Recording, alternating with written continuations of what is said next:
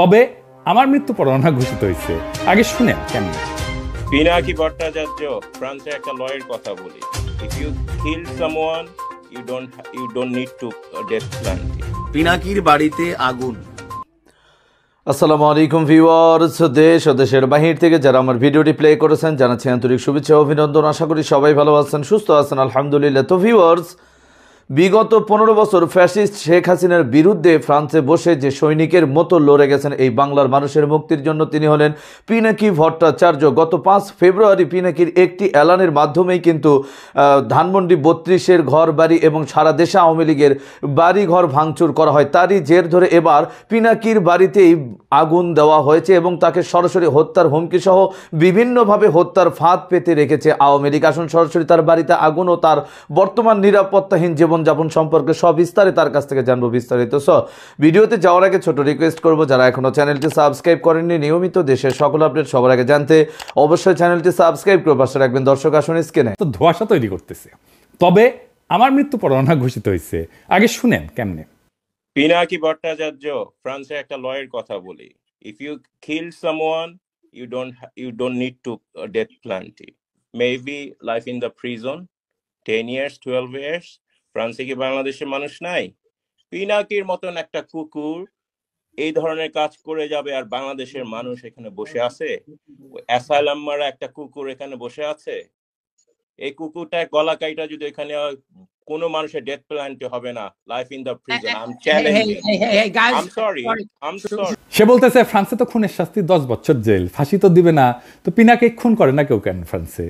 হাসিনা এক বক্তৃতায় গেল ক্ষমতা, আর এক বক্তৃতায় গেল 32 নম্বর। আলহামদুলিল্লাহ, আমার শহীদের মৃত্যু হইলে না বাংলাদেশে আমার ক্ষুদ্র ভ্রাতার ভগিনেরা ছোট বড় মাঝারি কোমল কঠোর বাকশালীদের আস্ত রাখবে না, ছানা বানা করে ফেলবে। আমার মৃত্যুতে বাংলাদেশ পুত পবিত্র হবে। আমার সত্যি যদি মাইরা ফেলায় বাংলাদেশে যেন কোনো বাকশালী রক্ষা না পায়। আমার মৃত্যুর খবর বাংলাদেশে পৌঁছানোর 24 ঘন্টার মধ্যে কাম ফিনিশ করে দেবে। এইখানেই শেষ না, আমি ওদের জন্য নরকের দরজায় হাজির থাকবো, ওদের জান ওইখানে আমি কালা কালা করে দেবো। সরকার গত 6 মাসে যা যা ভুল করেছিল যে জায়গায়, সেইটার কাফফারা দিতে হয়েছে আমাদের 5 ফেব্রুয়ারিতে। আবার আর একটা জনফস্ফোরণ হয়েছে। এই জন্যেই প্রেসিডেন্ট সরকার আরো সংহত হয়েছে, ভালো হয়েছে আমাদের জন্য। অপারেশন ডেভিল হান্ট শুরু করতে পারছে। একটা সুশীল হান্টও চালু করা দরকার। কারা কারা এই যে 26 জন এই সুশীলেরও হান্ট করা লাগবে, ওটা জনতাই করবে। যাই হোক, আবারও কিন্তু আমাদের অর্জন ধুলায় মিশে যেতে পারে যদি আবার আগের আলস্য কাটায় উঠতে না পারে। আগের আলস্য আর সিদ্ধান্তহীনতা, অবিবেচনা প্রসূত নিয়োগ চলতেই থাকে। আমি 7 আগস্ট কি লিখেছিলাম দেখেন, লিখেছিলাম এমন হয়েছে বাংলাদেশের ক্ষমতা এখন হাসিনার বদলে সুপ্পু। তাহলে এত রক্তপাত এত প্রাণদানে লাভ হইল কি? বিপ্লব মানে গণক্ষমতা, সেই বিপ্লব তো সুপ্পুর অনুমোদন নিয়ে কাজ করবে না। সুপ্পু কেন আবদার করে? একে আজাদ কেন এর মধ্যে ঢুকে? ছাত্রদের মতামতের সর্বোচ্চ গুরুত্ব দিতে বলছি। সেখানে তো এটাই বলি নাই যে একে আজাদের পরামর্শ নিয়ে কাজ করতে হবে। এটা তো বলি নাই যে ডিজিএফের চিফের সাথে আলাপ করতে হবে। এই তত্ত্বাবধায়ক সরকার যদি ইন্ডিয়ান লাইসপেন্সার দিয়ে ভর্তি হয় তাহলে কলে জান কালা কালা করে দেবো, করে দিছিলাম কলে, বুঝাও। আর এই প্রক্রিয়া বুঝে হোক না বুঝে হোক, যারা বিপ্লব বেহাত করে দিচ্ছে তাদের আমরা ক্ষমা করব না। দেখেছিলেন আমি ঠিক সময় মতো ঠিক কথা কইছিলাম, যা আমি আগে কইছি সেটা পরে ঠিক হয়েছে, পরে আবার আমাদেরকে এসে আবার এটা ঠিক করে নিতে হয়েছে। এই যে দেখেন, মনির হায়দারকে বিশেষ সহকারী হিসেবে নিয়োগ দেওয়া হয়েছে। আমি চিনি তারে, আমি অপছন্দ করি না, পছন্দই করি। কিন্তু মনির হায়দারকে আপনারা চিনেন না, তাই না? আমেরিকা প্রবাসী এক সাংবাদিক। আচ্ছা বলেন তো, প্রফেসর ইউনূসের একজন আমেরিকা প্রবাসী সাংবাদিক দরকার। আপনার কার নাম মনে ভাইসা আসে? মনে মনে বলে চিন্তা করেন যোগ্য ক্যান্ডিডেট হিসাবে। হ্যাঁ, কনক সরোয়ার ইলিয়াস, তাই না? কনক সরোয়ার তো পিএইচডিও করেছে। তার অ্যাক্টিভিজম এমনই হাসিনারে প্যারা দিছে যে তার বোনকে জেলে নিছে তারে না পাইয়া। কনক দারুণ জনপ্রিয়। তো আমার ইলিয়াসের নানা সমালোচনা আছে, কিন্তু কনকের নামে আছে কোনো সমালোচনা নাই। তো কনক তো সবচাইতে যোগ্য এই পজিশনের জন্য, ইলিয়াসও যোগ্য। কনক বা ইলিয়াস যদি বিশেষ সহকারী হতো তাহলে সারা দেশে আনন্দের বন্যা বয়ে যেত। এই সরকার রাজনৈতিক সরকার না, তার তো সলিড অ্যান্টিফ্যাসিস্ট দক্ষ জনপ্রিয় লোক দরকার এইসব পজিশনে। কনক কি পরিমাণে দাবরানির উপরে রাখতো আওয়ামী লীগকে, চিন্তা করেন। কিন্তু সেটা করবে না। শুনলাম আলী রিয়াজ আর বদিউল আলম মজুমদার রিকমেন্ডেশন না হয়েছে। তো প্রফেসর ইউনূস, আপনি যে আয়নাঘর দেখতে যেতে পারেন না, এখনো পারতেছেন? এই ছাত্র জনতা তার শক্তি যে দেখাইছে ধানমন্ডি 32 নম্বরে, সেইটাতে আলী রিয়াজ করে দিচ্ছে, এটা দেয় নাই। এটা তার করে দেওয়ার শক্তিও নাই, সামর্থ্যও নাই।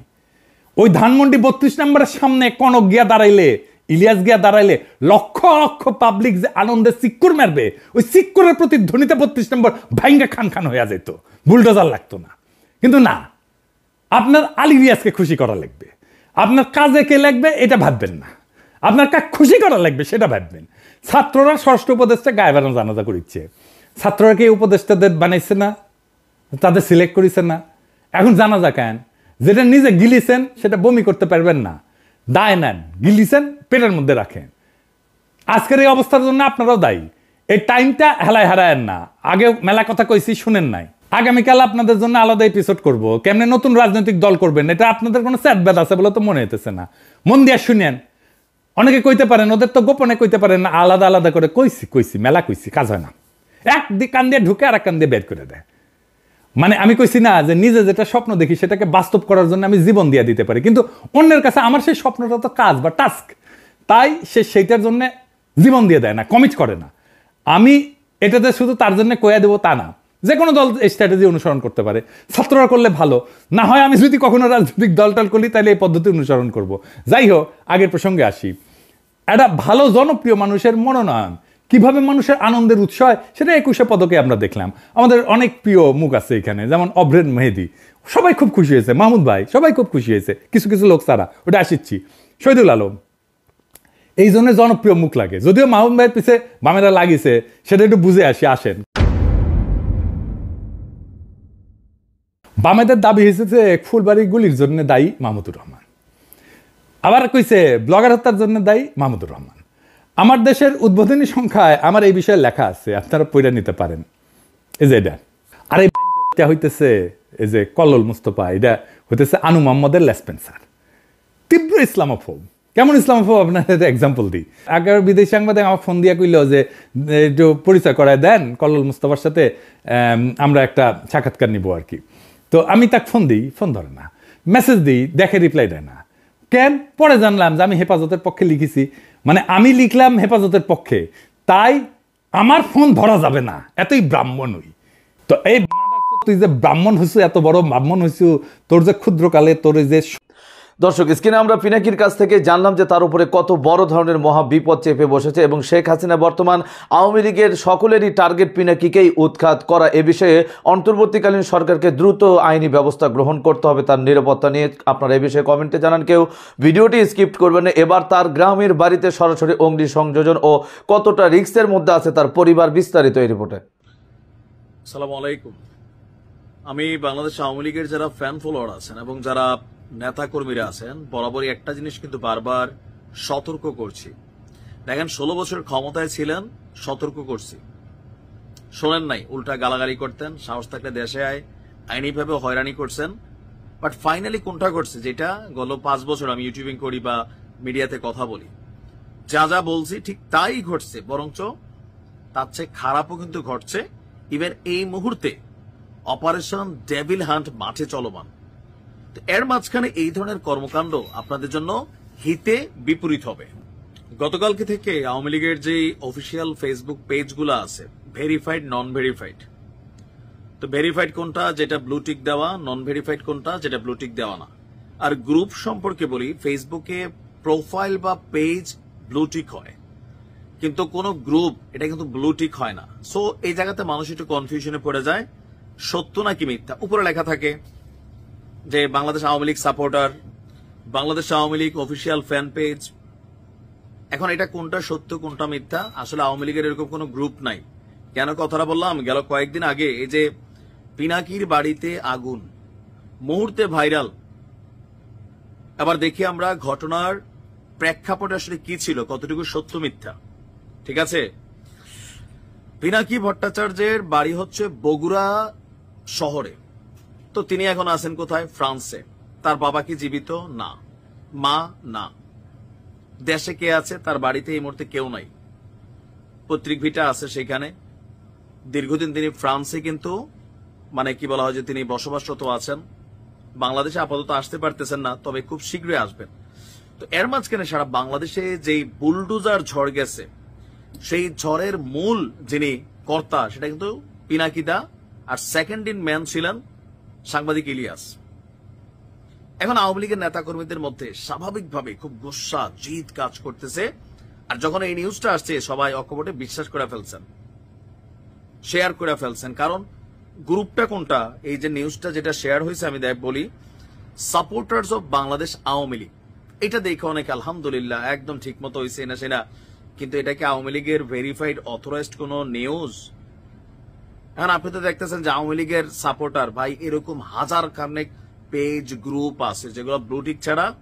এখন এই পেজগুলোর খবরের ঝামেলাটা কোথায় পাকায়? প্রথমত পিনাকি দাদার বাড়িতে আগুন লাগে নাই, এই মুহূর্তে রাতের আধারে হয়তো কেউ কোনো ঘটনা ঘটানোর চেষ্টা করলেও করতে পারে, বাট তার বাড়িটাও নিশ্চয়ই ওয়ান কাইন্ড অফ পাহারার মধ্যে আছে, বুঝতে হবে। আওয়ামী লীগ ক্ষমতায় থাকতে শেখ হাসিনার বাড়ি যেমন নিরাপদ ছিল, আওয়ামী লীগের এমপি মন্ত্রীদের বাড়ি যেমন নিরাপদ ছিল, বগুড়া শহরে এখন যদি নিরাপদ কোনো বাড়ি থাকে এটা পিনাকি দাদার বাড়ি। ওইখানে দুর্বৃত্তায়ন করতে, যে কোনো ঘটনা করতে অনেক হিসাব নিকাশ করেই মানুষ যারা করার তারা চিন্তা করবে, এখানে নর্মালি কোনো মানুষ সাহস করবে না। তো ফেসবুকে যে আসছে গুজব, এখন এই গুজবে কার ক্ষতি হয় জানেন? আওয়ামী লীগের নিজের ক্ষতি হয়। কিভাবে? প্রথম, মানুষের কাছে হাস্যকর কিছু ইস্যু তৈরি হয়। নাম্বার 2, ডক্টর ইউনূস পদত্যাগ করছে, একটা গুজব ভিডিও ভাইরাল হয়েছিল, খেয়াল আছে তো? ফেনীর মধ্যে না জানি নাঙ্গলকোট মধ্যে কোন জায়গায় জানি আমি নিউজটা দিছিলাম, এই 20-30 জন যুবলীগের পোলাপাইন নাইমা এলাকার মধ্যে বাজারে মিছিল টিছিল দিয়া অস্থির ভাই, একটু পরে পুরো বাজারের থেকে আউট মানে বিএনপি নেতা কর্মীরা, লোকাল পিপল, থানার পুলিশ বের দিয়া ধরে মাইরিয়া জেলে লইয়া গেছে গা। এখন তারা মনে করছে এরকম খবর দেখা যে সত্যি ডক্টর ইউনূস পদত্যাগ করছে, এবার তো আমরা আবার এলাকার কিং, কই গেলি রে গুন্ডারা, আইসে রে তোর বাবার ওকে মাঠে নেমে গেছিল লাঠিচুটা নিয়ে, পরে সবাই এখন কারাবাস করতেছে। বুঝতে পারছেন? আপনারা যখন এইসব পেজে কোনো মানে এই পেজগুলা কারা লিড করে বা এই গ্রুপগুলা কারা লিড করে জানি না, তবে কোথাও না কোথাও নিশ্চয়ই আওয়ামী লীগ কর্তৃক হইতে পারে, আবার বিএনপি জামাত কর্তৃক হইতে পারে, কারণ কে যে কার পেজ চালায় এটা গ্যারান্টি নাই। সাংবাদিক ইলিয়াসের নামে মনে হয় যে 2000 পেজ আছে, বাট ওনার রিয়েল পেজ কোনটা? আজারি হুজুরের নামে আছে মনে হয় 5000 পেজ, ওনার রিয়েল পেজ কোনটা? রিয়েল পেজের থেকে ফেক পেজে ফলোয়ার বেশি থাকে। আমাদের না দর্শক, স্ক্রিনে আমরা সে সম্পর্কে বিস্তারিত জানলাম। সো ভিডিও এই পর্যন্ত, ভালো লাগলে লাইক অ্যান্ড কমেন্ট করবেন এবং দেশের সকল আপডেট সবার আগে জানতে অবশ্যই চ্যানেলটি সাবস্ক্রাইব করে পাশে রাখবেন। দেখা হবে পরবর্তী ভিডিওতে ইনশাআল্লাহ। আসসালামু আলাইকুম ওয়া রাহমাতুল্লাহ।